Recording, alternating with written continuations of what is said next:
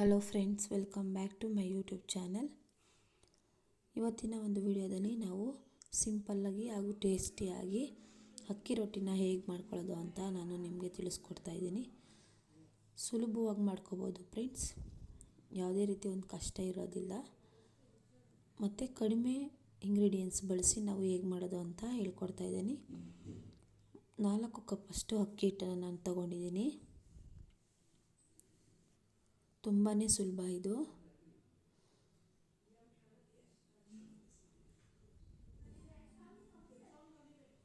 ಇದಕ್ಕೆ ಮೈದಾ ಸ್ವಲ್ಪ ಹಾಕ್ಕೋಬೋದು, ಆದರೆ ನಾನು ಹಾಕ್ಕೊಳ್ತಾ ಇಲ್ಲ.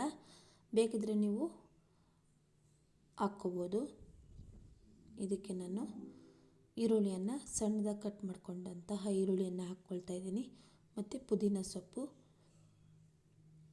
ಕ್ಯಾರೆಟ್ ತುರಿಯನ್ನು ಹಾಕ್ಕೊಂಡಿದ್ದೀನಿ.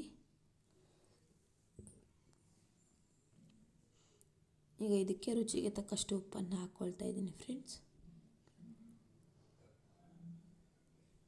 ಈಗ ಕೊತ್ತಂಬರಿ ಸೊಪ್ಪನ್ನು ಹಾಕ್ಕೊಳ್ತಾ ಇದ್ದೀನಿ.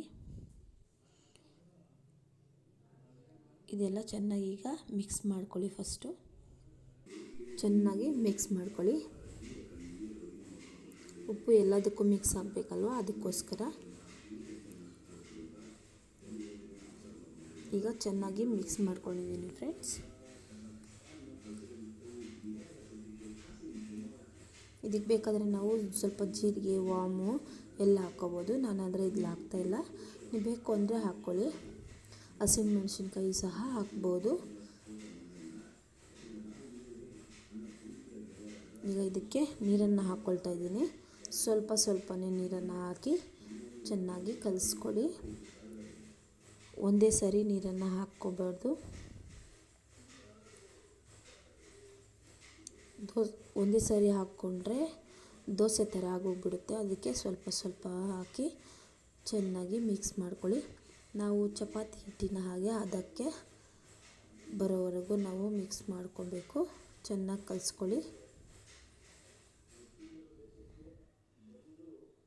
ನೋಡಿ, ಈಗ ನಾನು ಇನ್ನು ಸ್ವಲ್ಪ ನೀರನ್ನು ಹಾಕ್ಕೊಳ್ತಾ ಇದ್ದೀನಿ.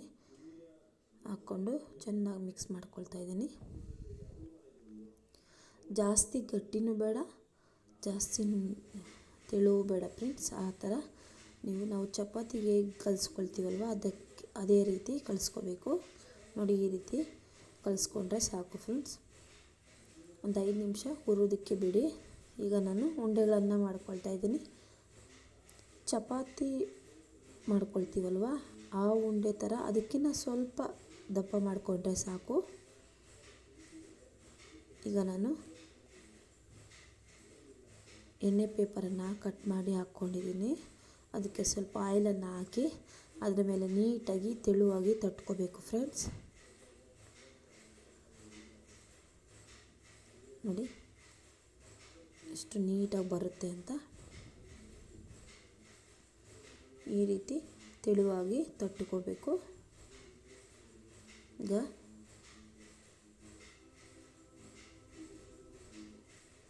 ಹೆಂಚು ಕಾದಿದೆ. ಈಗ ಅದರ ಮೇಲೆ ನಾನು ಹಾಕ್ಕೊಂಡು ಸುಟ್ಕೊಳ್ತಾ ಇದ್ದೀನಿ ಫ್ರೆಂಡ್ಸ್. ಇದಕ್ಕೇನು ಎಣ್ಣೆ ಹಾಕೋದೇನು ಬೇಡ. ನಾವು ಮೊದಲೇ ಎಣ್ಣೆ ಹಾಕಿ ತಟ್ಟಿರ್ತೀವಲ್ವ, ಏನು ಬೇಡ. ಅದೇ ರೀತಿ ಮುಚ್ಚಳ ಮುಚ್ಚಿ ನಾವು ಸುಟ್ಕೋಬೇಕು. ನೋಡ್ಕೊಳ್ಳಿ, ಎರಡು ಕಡೆನೂ ನೀಟಾಗಿ ಸುಟ್ಕೊಳ್ಳಿ ಫ್ರೆಂಡ್ಸ್. ಒಂದೇ ಕಡೆ ಬೇಯಿಸ್ಕೊಬಿಟ್ರೆ ಅದು ಒಂದೇ ಕಡೆ ಮಾತ್ರ ಬೆಂದಿರುತ್ತೆ. ಅದಕ್ಕೆ ನೀಟಾಗಿ ಆ ಕಡೆ ಈ ಕಡೆ ನೀಟಾಗಿ ಬೇಯಿಸ್ಕೊಳ್ಳಿ.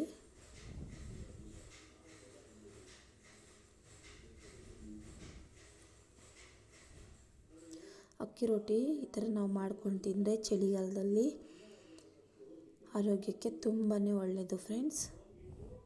ನೀವು ಮನೆಯಲ್ಲಿ ಒಂದ್ಸರಿ ಟ್ರೈ ಮಾಡಿ ಹೇಗಿದೆ ಅಂತ ಕಮೆಂಟ್ ಮೂಲಕ ತಿಳಿಸಿ. ಸಣ್ಣ ಪುಟ್ಟ ಮಿಸ್ಟೇಕ್ ಇದ್ದರೆ ದಯವಿಟ್ಟು ಕ್ಷಮಿಸಿ ಫ್ರೆಂಡ್ಸ್. ನೋಡಿ, ಈಗ ಅಕ್ಕಿ ರೊಟ್ಟಿ ರೆಡಿಯಾಗಿದೆ. ಇದನ್ನು ನಾವು ಚಟ್ನಿ ಜೊತೆ ತಿನ್ಬೋದು. ನಾನಿಲ್ಲಿ ಬೆಲ್ಲ ಮತ್ತು ಉಪ್ಪಿನಕಾಯನ್ನು ಹಾಕ್ಕೊಂಡಿದ್ದೀನಿ. ತುಂಬ ಅಂದರೆ ತುಂಬಾ ಚೆನ್ನಾಗಿರುತ್ತೆ.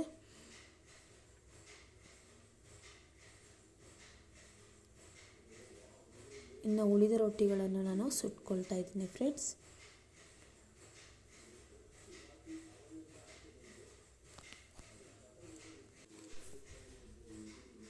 ನೋಡಿ ಇಷ್ಟೊಂದು ರೊಟ್ಟಿ ಆಗಿದೆ. 4 ಕಪ್ಪಿಗೆ ಒಂದು 10 ರಿಂದ 12 ರೊಟ್ಟಿ ಆಗಿದೆ ಫ್ರೆಂಡ್ಸ್. ಈ ವಿಡಿಯೋ ಇಷ್ಟ ಆದರೆ ಲೈಕ್ ಮಾಡಿ, ಶೇರ್ ಮಾಡಿ, ಸಬ್ಸ್ಕ್ರೈಬ್ ಮಾಡಿ ಫ್ರೆಂಡ್ಸ್.